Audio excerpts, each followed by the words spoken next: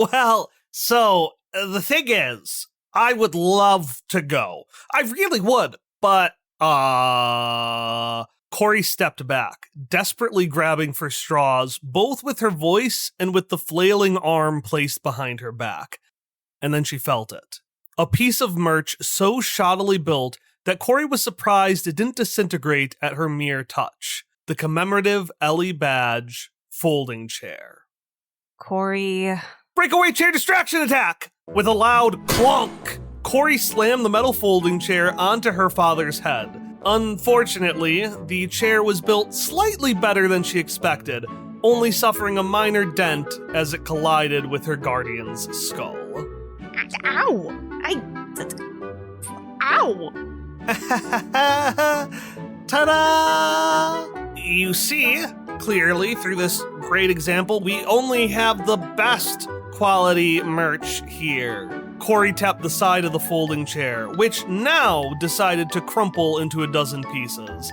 Before she could even attempt to refine this disaster into golden bullshit, Corey's father met her eyes in a wordless gaze. It was time to run. Well, it's been fun, but I really gotta talk to you later. Love you, bye! With only a plume of dust in her wake, Corey was gone. Corey! Corey! That girl can pack a punch. She certainly learned her strength from her mother. I just hope her sisters are doing better. I'm going to kill you. Underneath the shining lights, roaring crowd, and boisterous announcer of the new Ledia Pre-Regionals Boost Ball Finals, a girl who looked very similar in body but not in anything else to Corey, cut through the distractions as she stared at her opponent with dagger-like eyes. Her opponent, an attractive young man no older than 18 and no taller than 4'5", responded to his opponent's threat with a smile that reflected the shine of the lights onto his bronze skin. Oh, I'm sure you'd like that, Argyle. The girl's eyes sharpened, a literal glint shining off of them. Okay. So first I'm going to find who told you that name, and then I'm going to kill them, and then I'm going to kill you. The girl's opponent smiled, his infuriatingly beautiful smile, knowing that he didn't have to say anything else to get under her skin. And then, with the boisterous sound of the announcers over the speaker going, 420 years ago, it's time to go! Both opponents activated the jetpacks on their back, got ready to shoot across the diamond-shaped field towards their opponent's goals. But right as she was about to launch, the girl noticed her opponent shoot her a wink, distracting her just enough that her feet couldn't keep pace with the jetpack, and she slammed headfirst into the ground. Before she gets up, as she languishes face down in this boost ball field, living out seconds of shame that feel minutes long, let's talk about her a bit.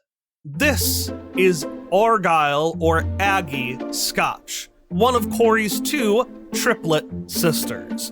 Of the three, Aggie was always the achiever, academically and physically. She would push herself to excel at anything possible, often quite literally at risk of life and limb. Over the years, her shield-like athletic armor with two shining red shoulder plates had been supplemented by accessories that had to be necessarily added to Aggie's body itself.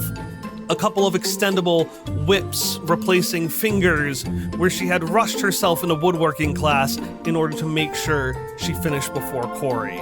A large metal leg that had been the result of what now was only known as the Chitters incident. Aggie was determined to excel at all costs, which is why she screamed into the ground as a simple wink caused her to lose the first point of this game.